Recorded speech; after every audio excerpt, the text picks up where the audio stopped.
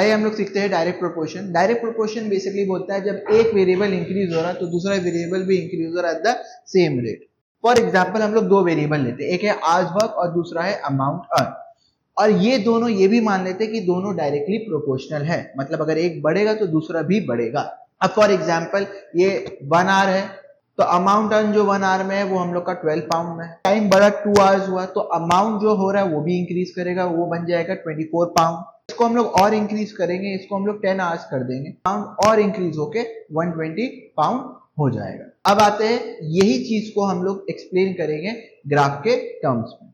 हम लोग का एक वर्टिकल लाइन होता है, एक हॉरिजॉन्टल लाइन होता है। तो ये जो वर्टिकल लाइन होता है उसको वाई एक्सेस बोलते हैं, हॉरिजॉन्टल लाइन को एक्स एक्सेस बोलते हैं। तो वाई एक्सेस में हम लोग अमाउंट अर्न लेंगे और एक्स एक्सेस में हम लोग नंबर ऑफ आवर्स वर्क देखेंगे।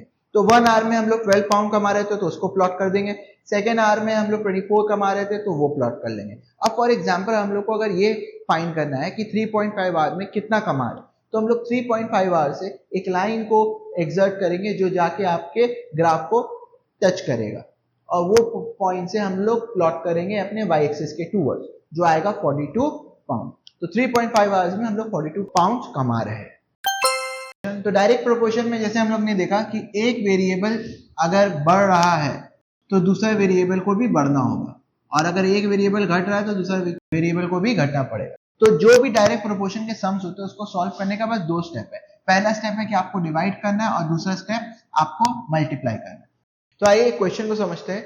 तो ये बोल रहा है a trip cost ₹2800 for 20 people. तो मतलब यहाँ पे एक कॉस्ट हमारा एक वेरिएबल है और वहीं पे दूसरा वेरिएबल है हमारा पीपल।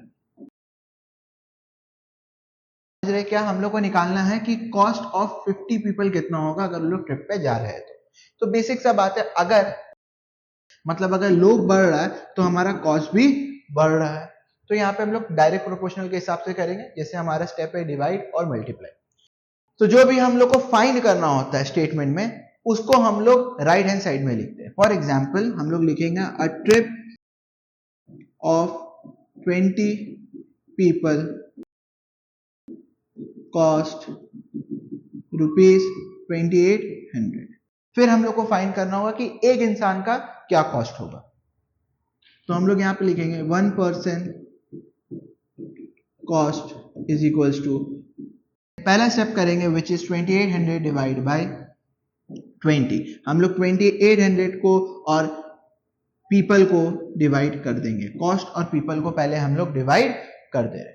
तो 2800 डिवाइड बाय 20 करेंगे तो ये हमारा फर्स्ट स्टेप डन। फिर उसके बाद हम लोग को कितना लोग का निकालना है, 50% का निकालना है। तो हम लोग यहाँ पे लिखेंगे 50% कॉस्ट इज इक्वल्स टू, ये जो हमारा आंसर आया है आपको इसी को ये वाले वेरिएबल से मल्टीप्लाई करना है।